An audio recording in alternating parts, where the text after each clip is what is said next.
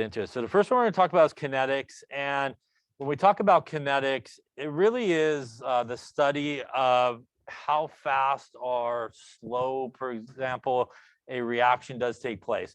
So we kind of talk about two major things, kinetics in this semester, which, has to do with sort of the rate of reactions. We also talk about thermodynamics, which really deals with, whether or not a reaction is spontaneous or not. And we'll get into a whole chapter on thermodynamics. And if you took Chem 50, which hopefully you did, otherwise you shouldn't really be sitting here, I suppose. You talked about some thermodynamic sort of values, things like enthalpy, heat, and those things, delta H. We will continue on talking about delta H a lot throughout the semester, and we'll get into thermodynamics a little bit later on, and we'll talk about other sort of properties like entropy, like Gibbs free energy. But the difference between sort of these two things is when we do get into thermodynamics, usually we talk about, whether or not a reaction is sort of spontaneous. And sometimes people have a misunderstanding about sort of what spontaneous means. They oftentimes think like spontaneous is like snap your fingers and the thing's going to occur.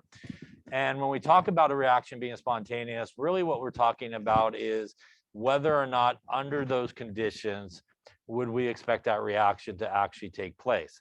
And it has really nothing to do with, will it take place fast? Will it take place slow? It could take place really fast if you have a spontaneous reaction. You could have a spontaneous reaction that takes place really, really slow.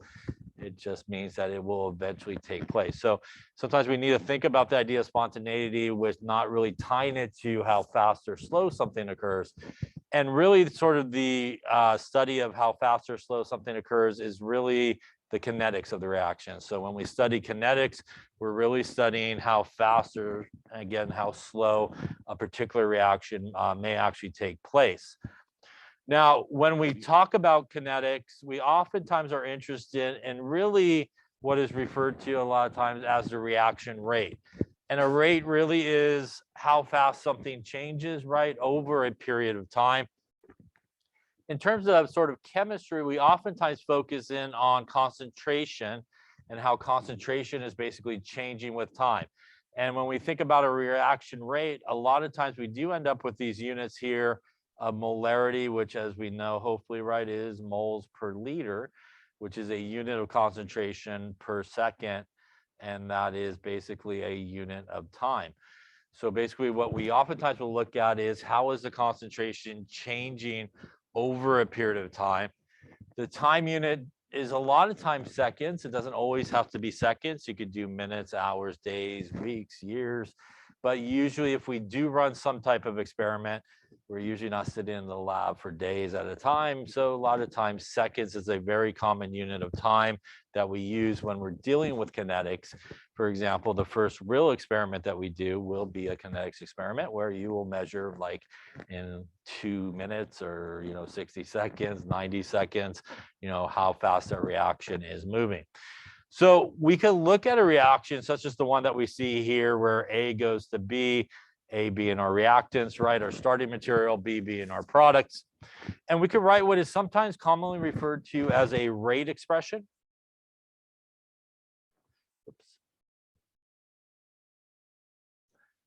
And a rate expression is really sort of a derivative. It's basically how the concentration is changing per time.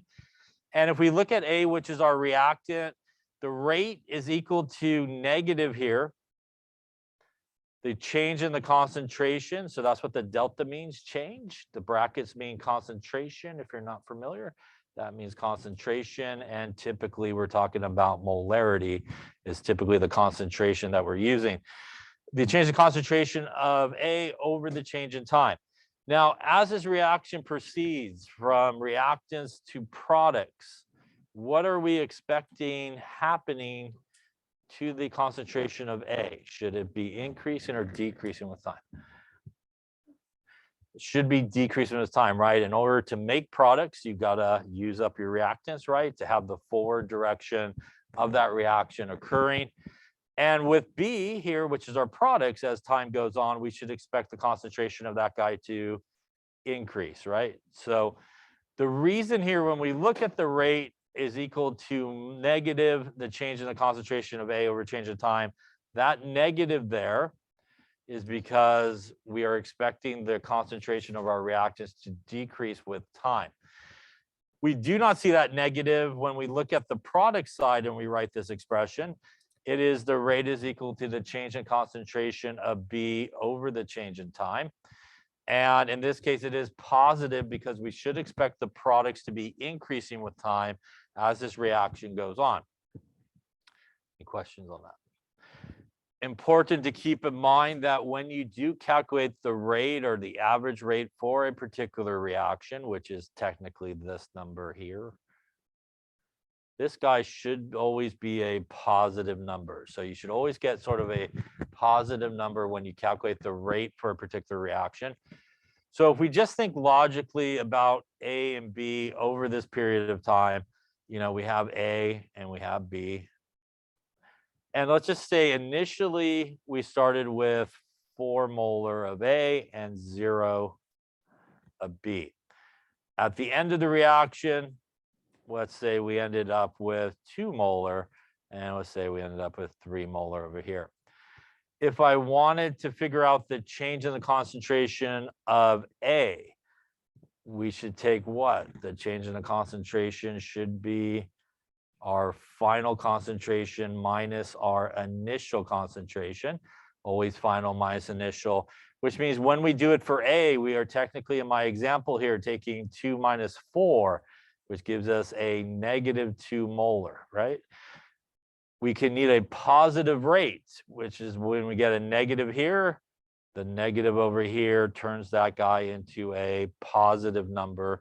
And that is why the negative is there in that sort of factor to basically turn your rate into a positive number, because your reactants should always be decreasing with time, which means you always have less reactants at the end than you started with, always yielding you a negative concentration.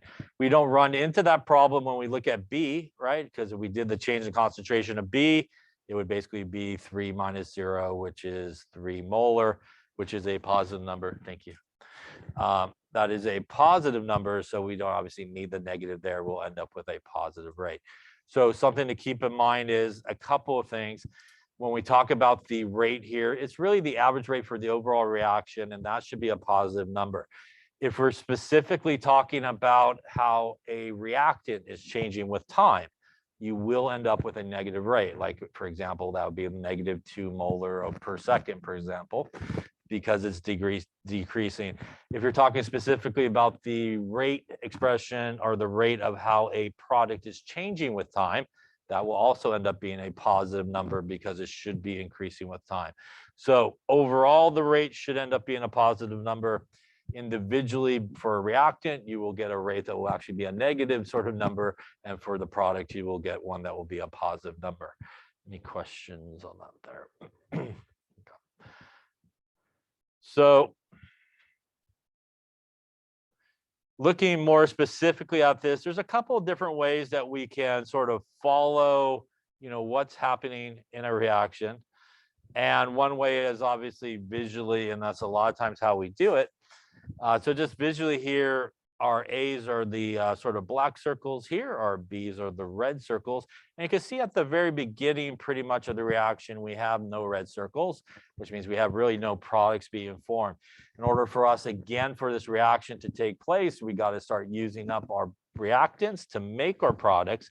So we start to see a decrease in the black circles, which represent our reactants, an increase in the red circles that represent our products. And as time goes on, we see a lot more red circles being developed here as we reach sort of the end of the solution. Graphically, we see the same thing at time 0 over here. We pretty much have no products being formed. At time 0, it's all reactants. And obviously, we have a decrease in the amount of reactants while we see an increase in the amount of products as time goes on. Now, in this particular case, did everything zero out? It didn't. There's still some reactants probably there at the sort of end of the reaction. And again, we have our rate expression there to explain what is going on.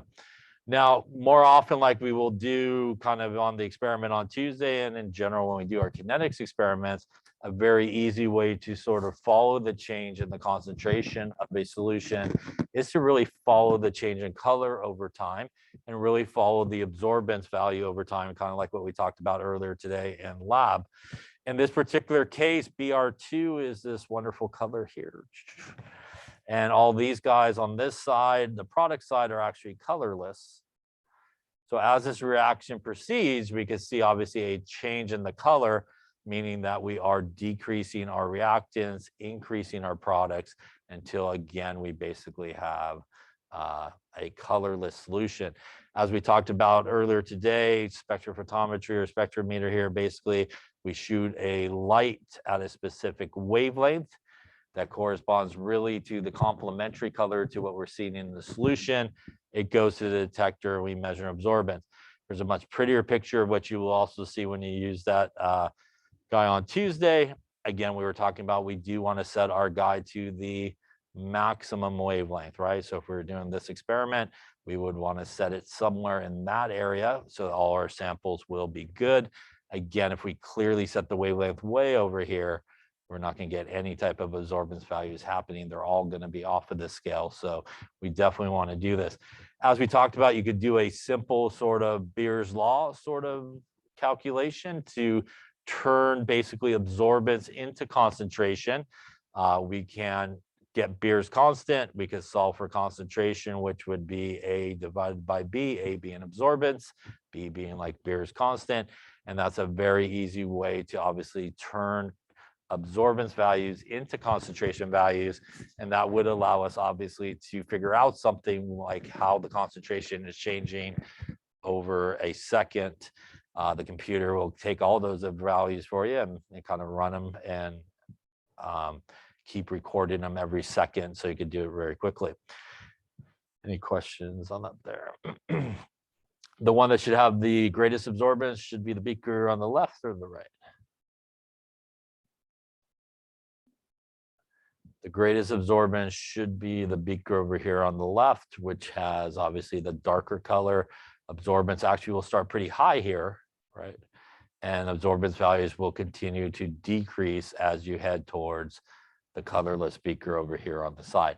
Again, if you have a colorless solution or a reaction that doesn't make any type of color, like in this example, you could actually start with the color and the color could disappear, or you could do something where the color starts to appear.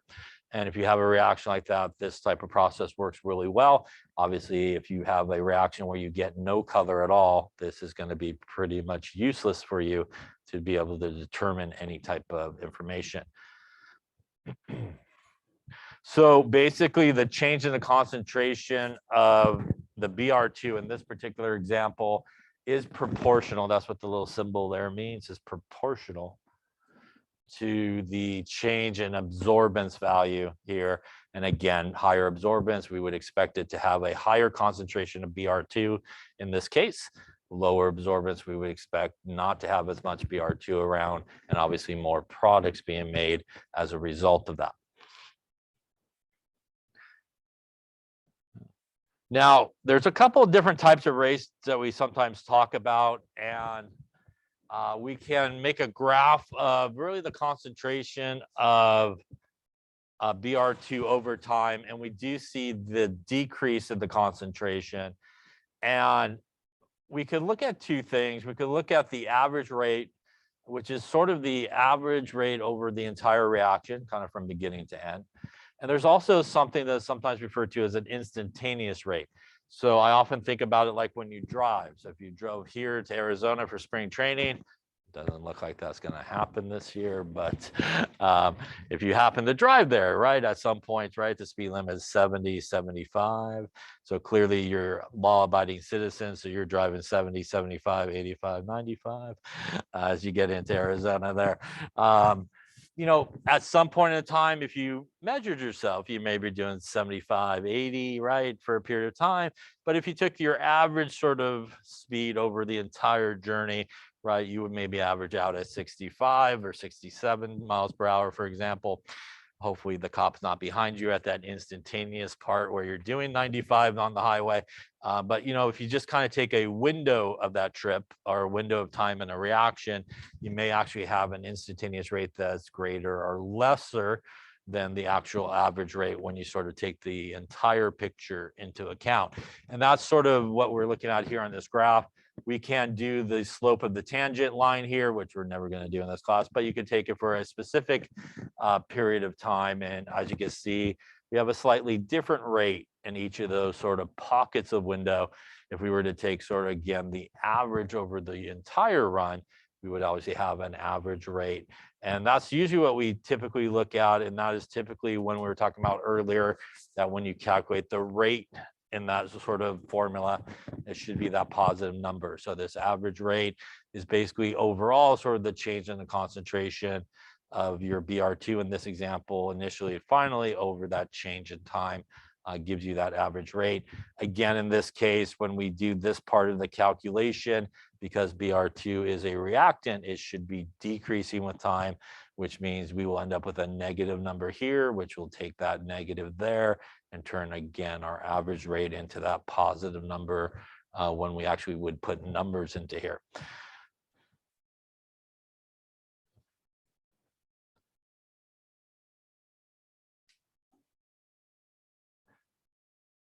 Now, there actually is a relationship when we look at a kinetics experiment that does give us a constant value, and that is what is referred to as the rate constant.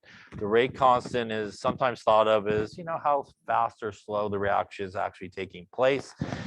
It does have a symbol which is actually lower k.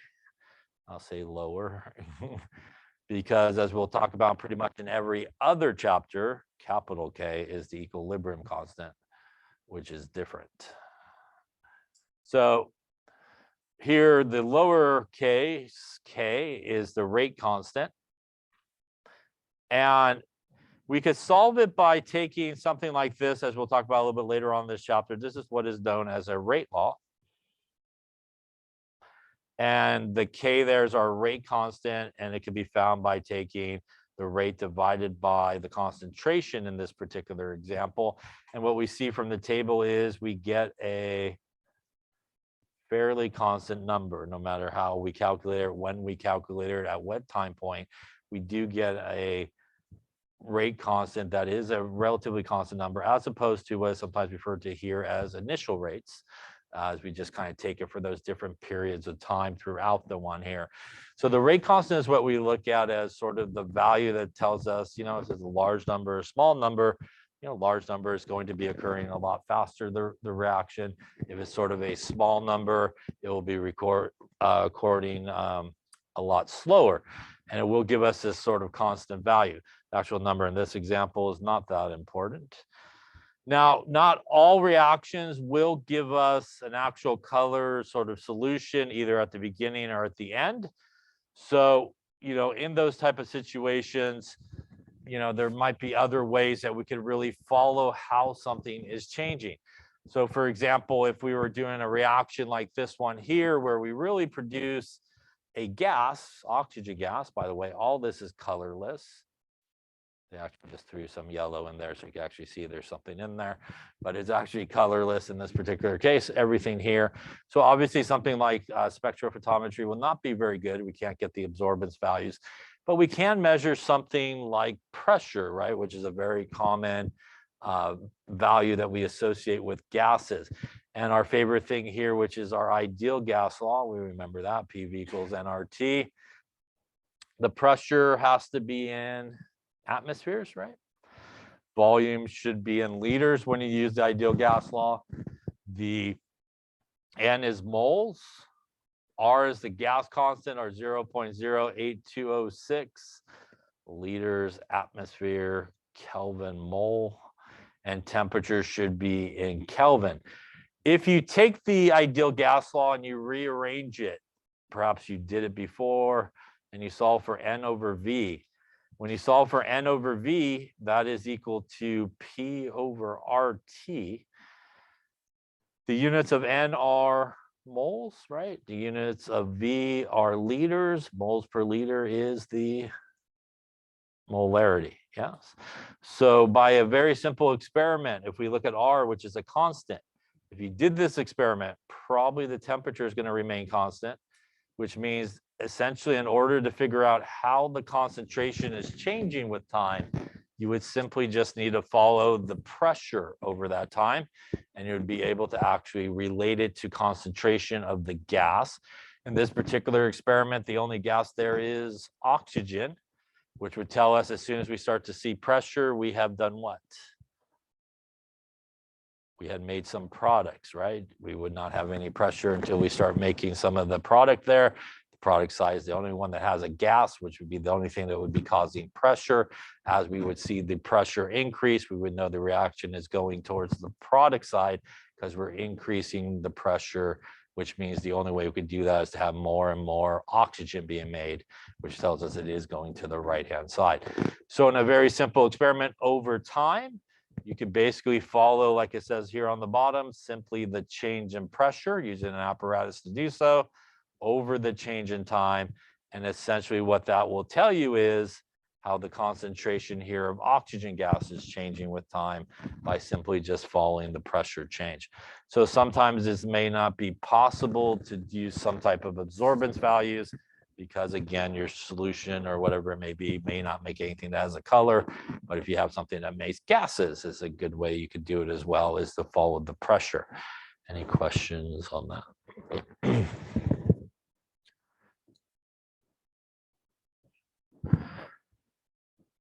All right, so let's talk a little bit more about reaction expressions and how to properly do it. There is a situation where we do have to take into account everybody's favorite thing, which is the stoichiometry. Yes, the mole to mole relationship. When we look at this top reaction here, we are reacting 2 moles of A gives us 1 mole of B. It is a 2-to-1 relationship in terms of the stoichiometry. And we do need to take it into account in order to calculate these things correctly. So the way that we do that is we essentially take 1 over the coefficient, and that is where we get this expression here for our reactant. The rate is equal to minus, again, because it's a reactant, is decreasing with time, 1 over the coefficient, which is 2. That 1 over 2 takes care of all the mole to mole relationship that you would need to do in the calculation. And again, our change in concentration of A over the change in time, so final minus initial for both of those would give you the change in concentration of A over change in time. On our product side, we have the same type of expression. The rate is equal to, again, it's a product, so it should be increasing with time, so it is positive.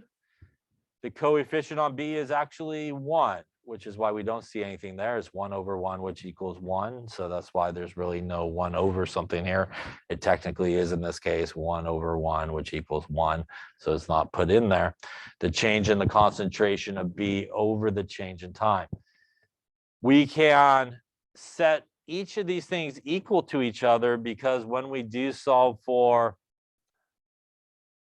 this number here and this number here, these are the same numbers.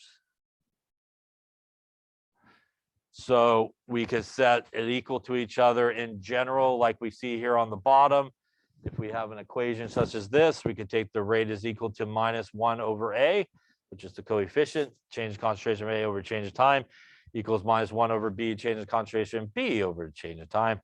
And on our product side there, same deal, but just positive guys going through there.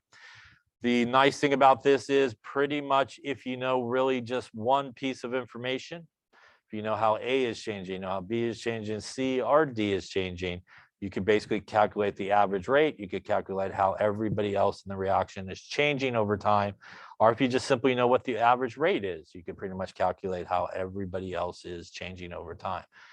Any questions on that? Now, the 1 over the A is a good way of doing it. It does kind of combo the calculation of kind of the stoichiometry calculation and the kinetics calculation together in like one calculation. If you want, you could absolutely still do it like a traditional stoichiometry problem. And we'll see an example of this coming up, but you could do like a multiple relationship and then kind of do the kinetics part separate and put it together at the end. But sometimes this is a little bit easier. It kind of combos both of those things together, and you take care of both the proper stoichiometry and the kinetics part all together. So why don't you take a second here and write the rate expression for this reaction and see what you come up with. Okay, so let's take a look. In this particular case here, we can start with the rate is equal to, we'll start with our first guy, which is a reactant. So it should be decreasing with time. So that should give us a negative change in concentration of CH4 over the change in time. Here, the coefficient is 1, so we don't really need to put anything because it's 1 over 1.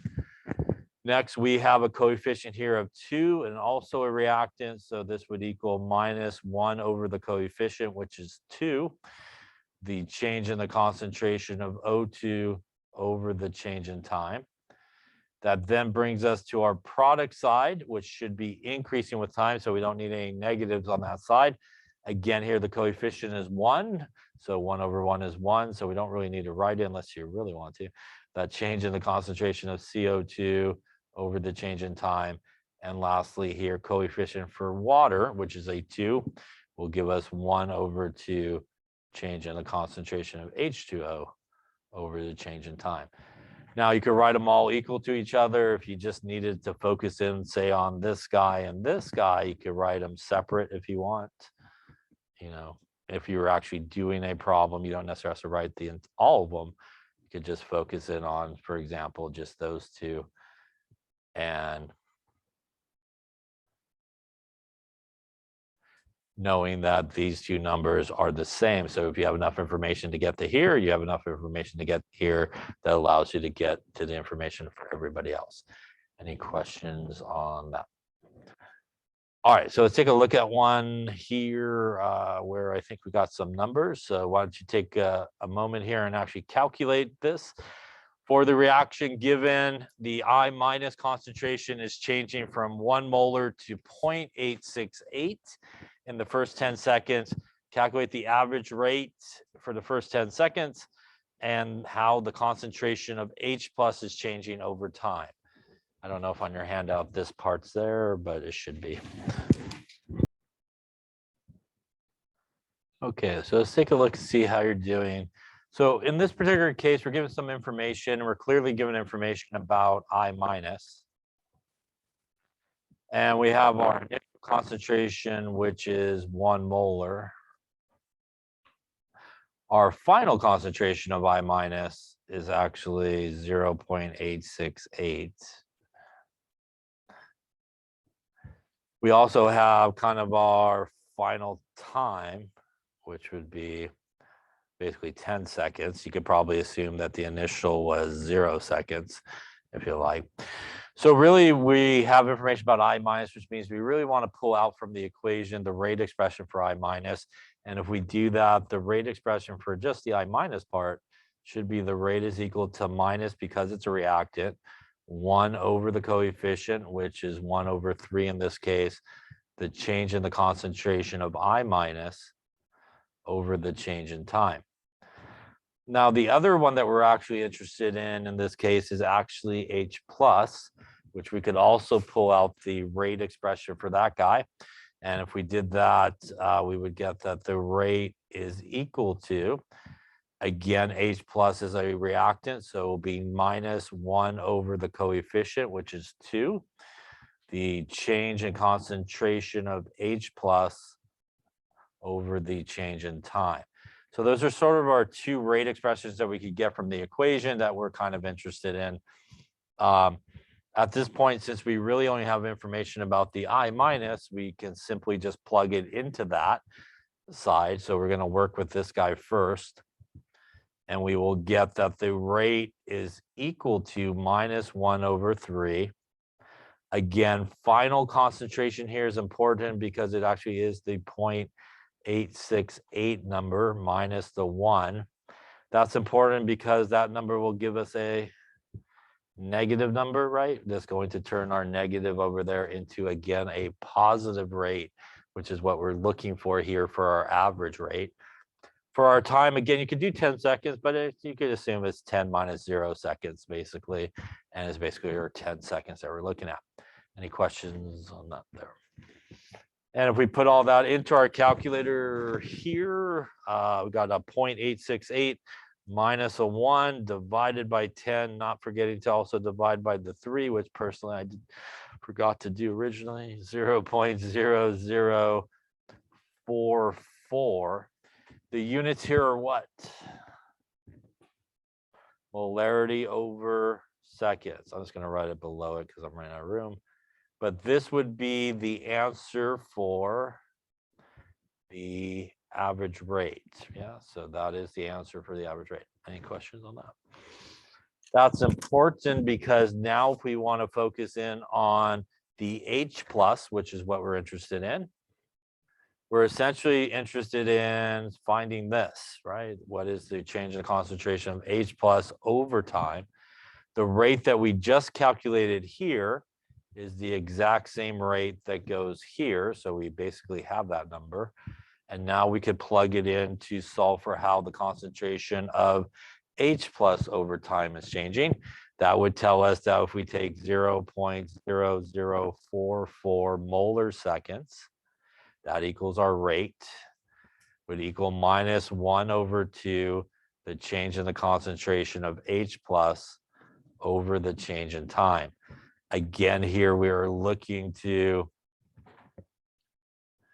solve for this. So this is an important part. And again, if you set it up like this, you will hopefully do the math. To solve for this, I should do what? I need to multiply to the other side the 2, yeah? But not just the 2, the negative as well, right? So we got to multiply the negative 2 to the other side. That yields us a negative 0.0088 molar seconds as to how the concentration of H plus over time is changing here. Now I got a negative on this guy. Does that make sense? H plus is a reactant, which means we should expect it to be decreasing with time. Hence why here we're specifically talking about that reactant. We have a negative value, and that tells us it is hopefully decreasing with time.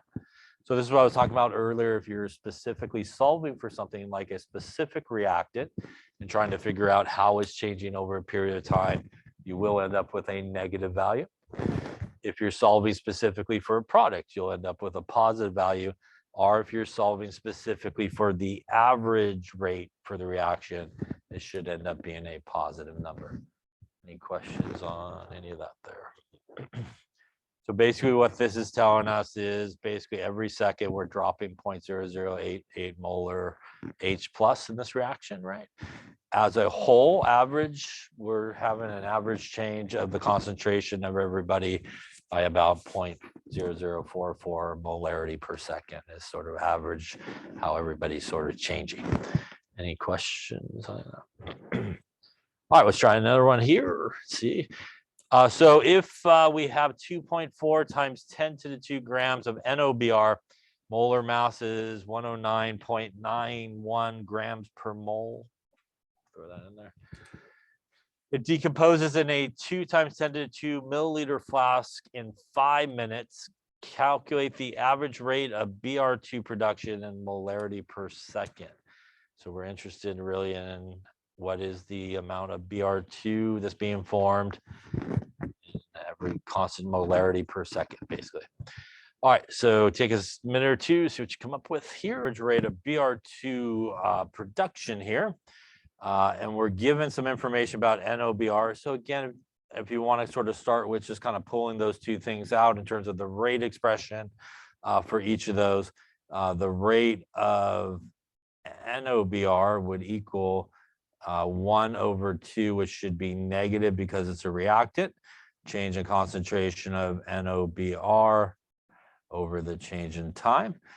We also are looking eventually at Br2, so we could do the same thing. The rate here would equal the change in concentration of Br2 over the change in time.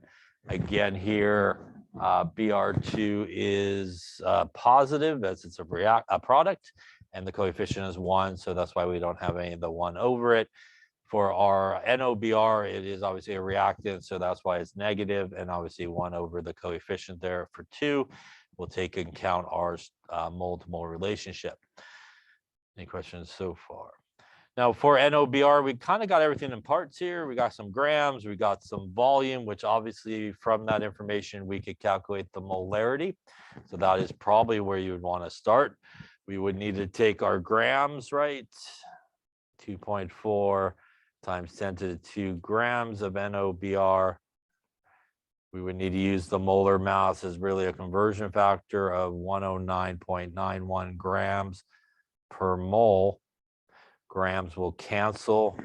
That will leave you with moles, and that will get you 2.4 to the 2 divided by 109.91.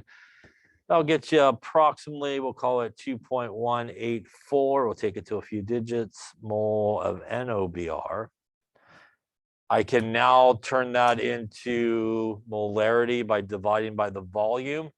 The volume in this case is really 200 milliliters, right? Which if we divide by 1,000 is 0.2 liters. So we could take that and divide it by 0.2 liters.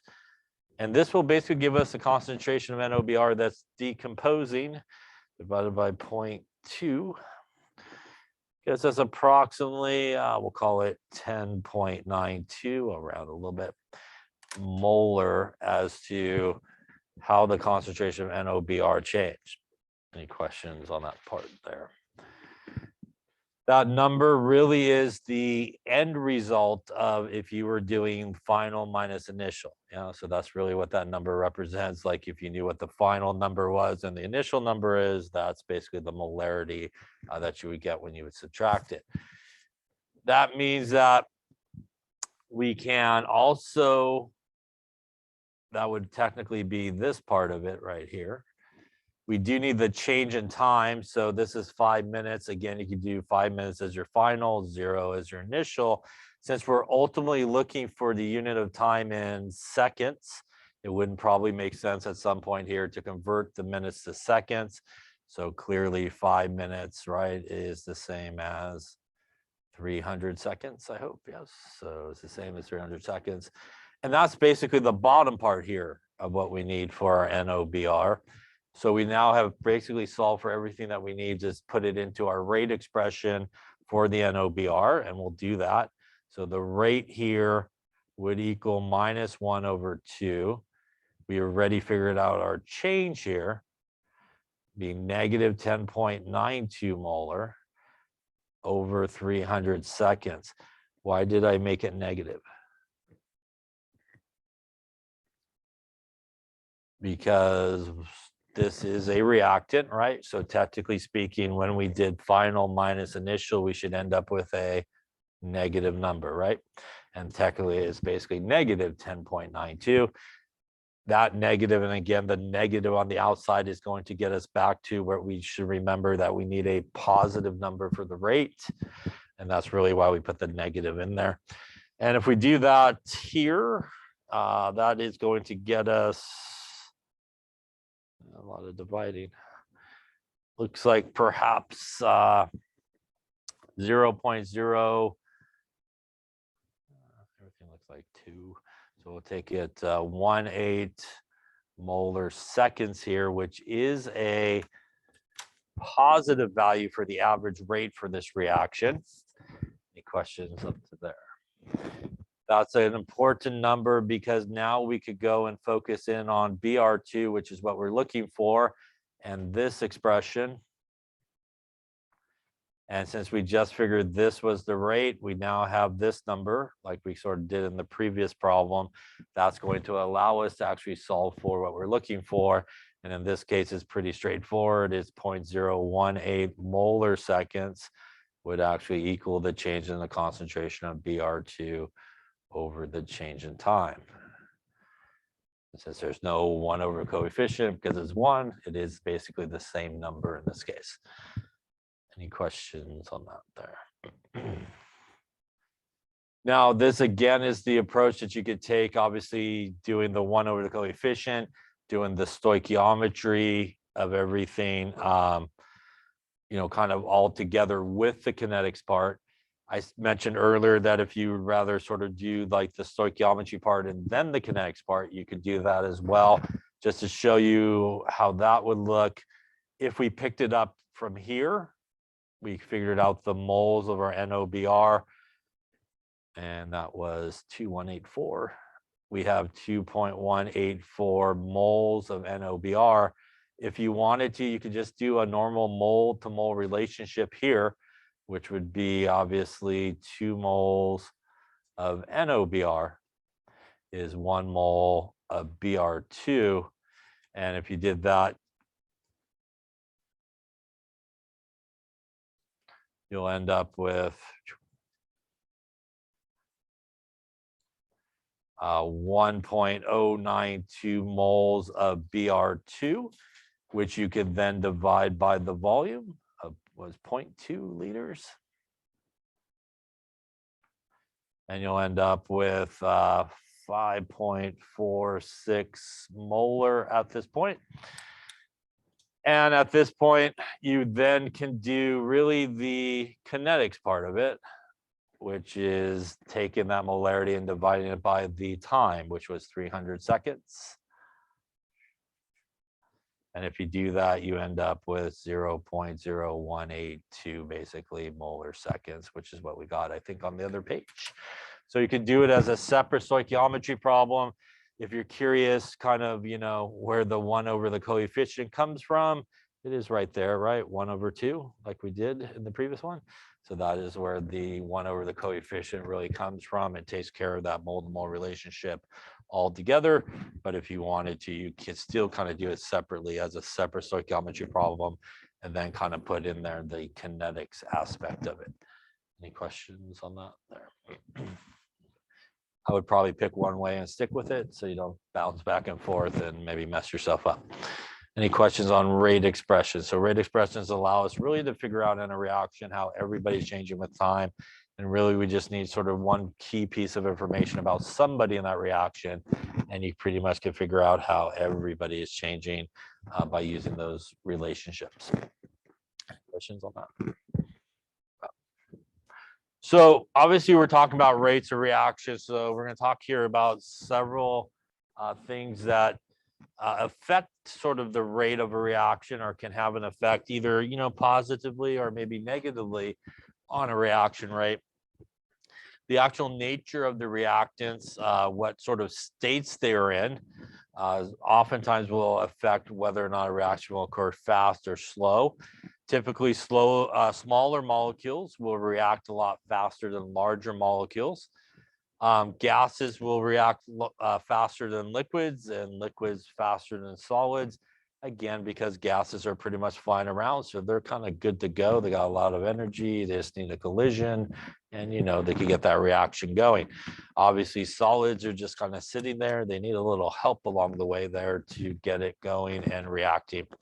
If we have solids, powder solids are more reactive than blocks, more surface area for things to react with. Certain types of metals or chemicals are more reactive than others. The activity series of metals, we usually talk about an activity series when we do like this type of reaction. That is a single replacement reaction, yes. Guy coming in kicks out the guy coming out. Ionic compound, guy coming in. In order for the guy to come in, he needs to be more reactive than what he's replacing. Activity series of metals sometimes is simply just a list of elements, usually hydrogen in the middle somewhere. And anybody that is higher on the list is more reactive than anybody lower. Anybody lower on the activity series is less reactive than anybody higher. So if you have like zinc would be more reactive than hydrogen. Copper lower on the list would be less reactive than hydrogen. Ions definitely react faster than molecules. Pretty much every solution is ions for the most part, and most solutions have ions floating around. They are typically floating around free, no bonds to break, good to go in terms of reactions. So they just need somebody to react with, and they will react a lot quicker. Temperature is a major sort of factor in terms of the rate of a reaction. Increasing the temperature typically will increase the rate of the reaction. If you think about when you're increasing the temperature, you're essentially adding more energy, right? Is what happens when you increase the temperature. In order for reactions to take place, really two things has to happen. There has to be some type of collision between the two things, and there needs to be a collision with the right amount of energy to help everybody get going up and over to make our product side. So by adding more energy, you're encouraging more people to have enough energy for that reaction to take place.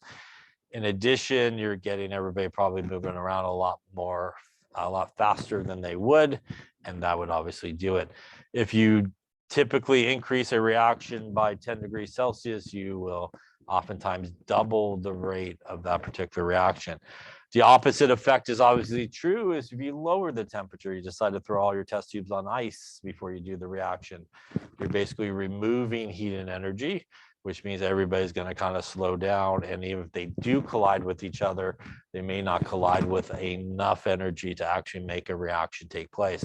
By the way, just the collision of two things together doesn't guarantee that you will make any products.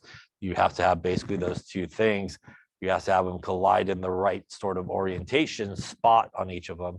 And you also need to have the right amount of energy in order to actually make products. You could have a lot of collisions that are in the wrong spot, not the right amount of energy, will not result in any products being formed. Both of those two things basically has to take place.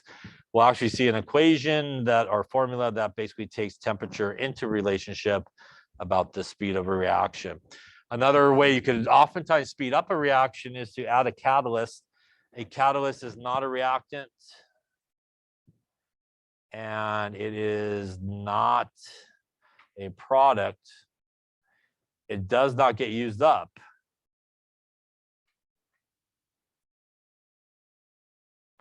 In a reaction, it is really there just to facilitate, in most cases, the reaction occurring a lot faster. There actually are catalysts that will slow down reactions. They're sometimes referred to as negative catalysts. But in probably 9 times out of 10, if somebody's speaking about a catalyst, they're speaking about it in terms of it speeding up a chemical reaction. They are typically, I think, as we mentioned the other day, they're typically those guys you sometimes will find on the arrow in equations, right? Like platinum, maybe H plus if it's an acid catalyst. As we'll talk about towards the end of this chapter, certain catalysts are what are referred to as being homogeneous, which is the same as a homogeneous mixture, which means the catalyst and the reactants are in the same phase. Maybe they're all aqueous solutions. Some are heterogeneous, which means the catalyst and what are reacting are in different phases. So sometimes metals are used as a catalyst, and things or gases are sometimes used as reactants. But really, as we'll talk about, the way essentially a catalyst works is it sort of provides a place where all the reactants could kind of come together and react in a more efficient manner rather than them just kind of floating around trying to find each other.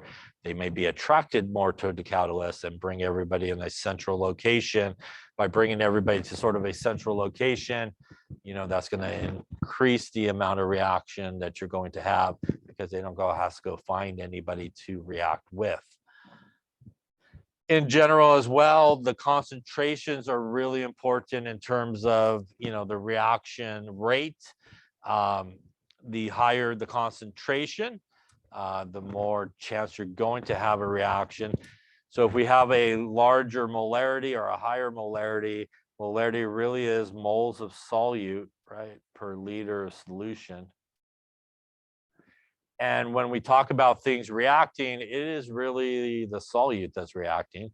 So if we have a large value for M or a higher value for M, that means we have a lot more of the solute stuff dissolved in there floating around, which means there's obviously a greater chance of those guys finding each other a lot more efficiently and coming together, which typically would increase the rate, as opposed to if you had a much smaller concentration, you have a very small amount of solute. It's going to take longer for everybody to find each other and the reaction basically to take place. The concentration of gases depends on the partial pressure of gases. Higher pressure, you have a higher concentration. That also relates as well in terms of gases to volume. What is the relationship between pressure and volume?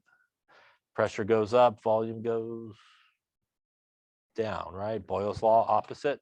So when you have a very high pressure, you have a very small volume.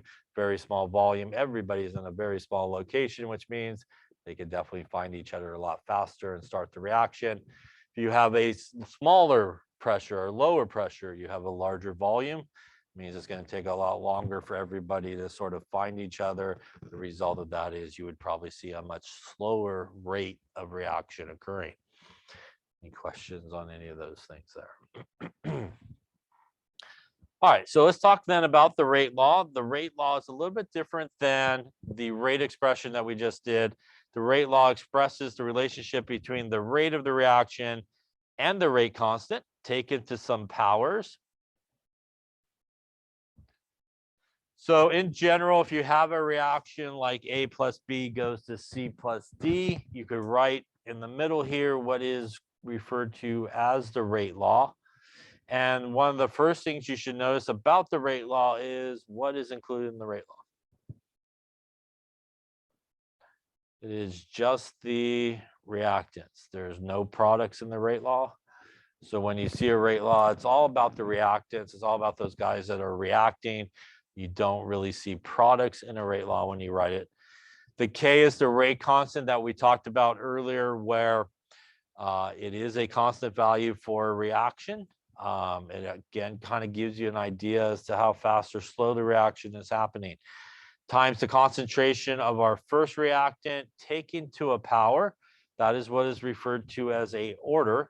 So X is the order with respect to A, and times the concentration of B to Y. Y is the order with respect to B. And you could calculate the overall order of the reaction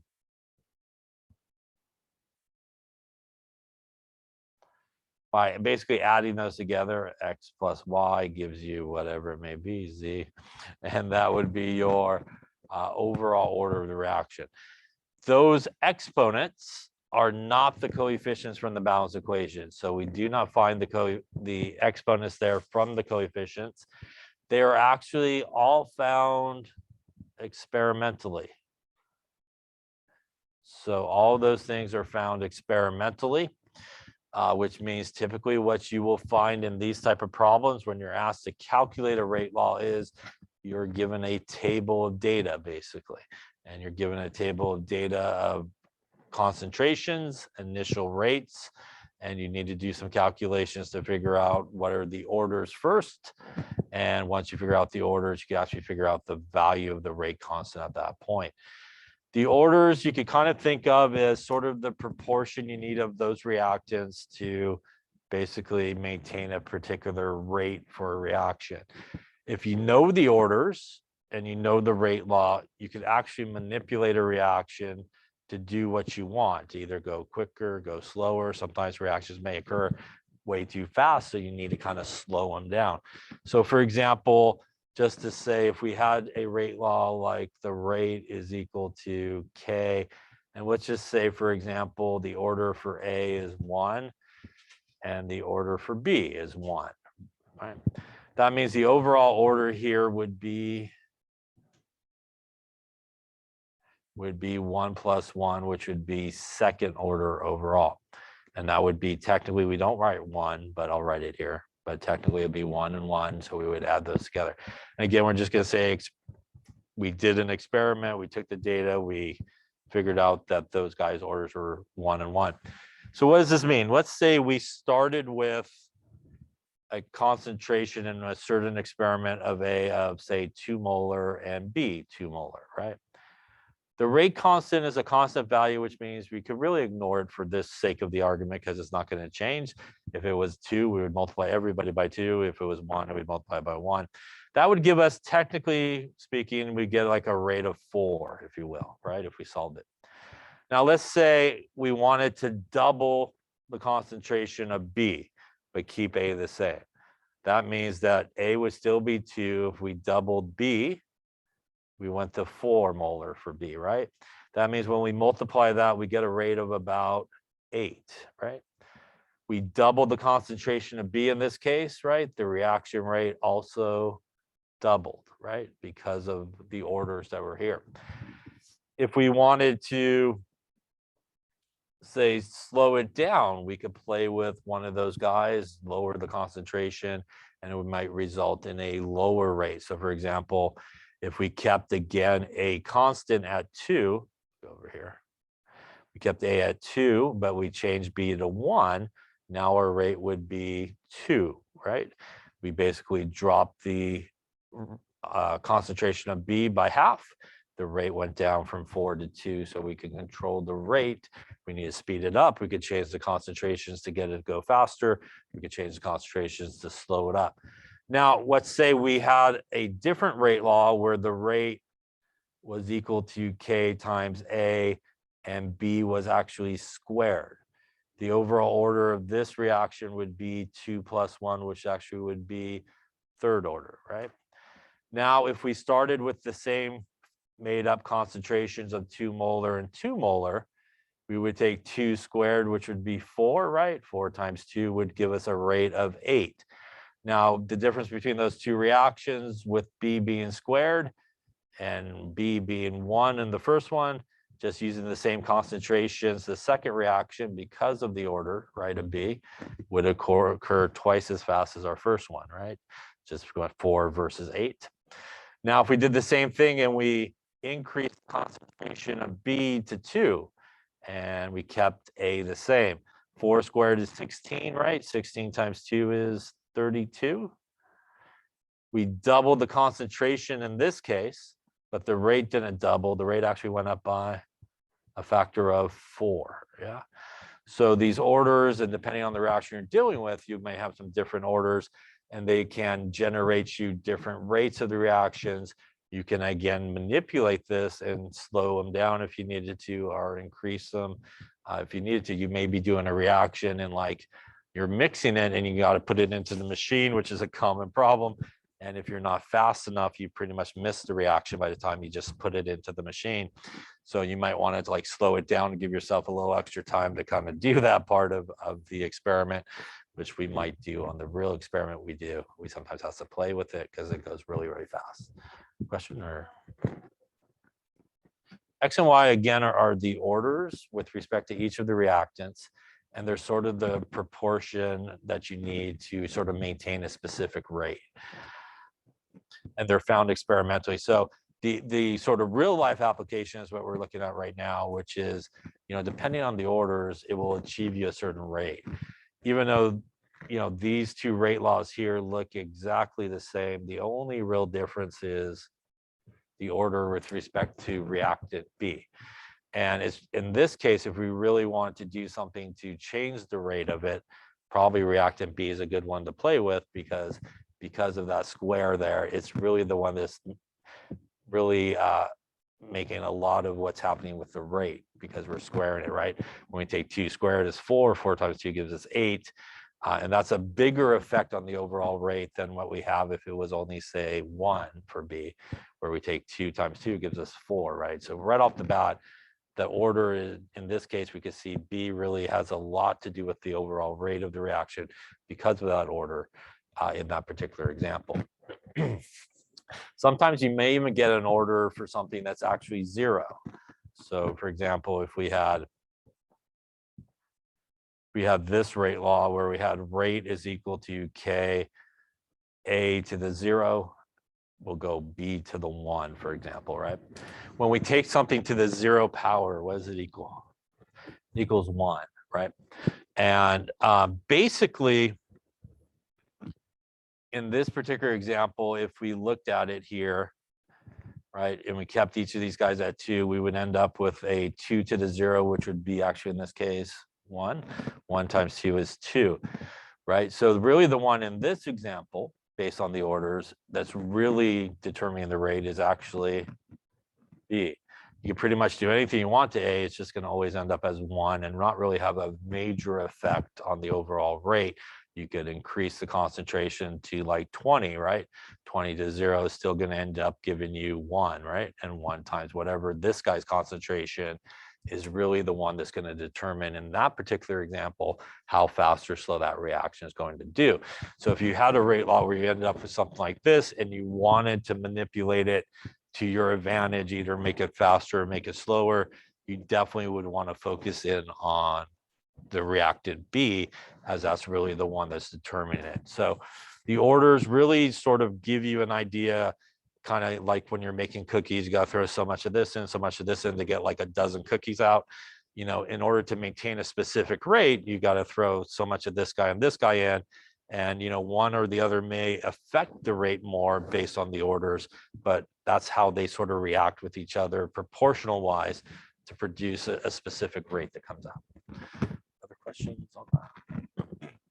Okay, so I think that's actually a good place to stop here for today. Any questions on anything we talked about?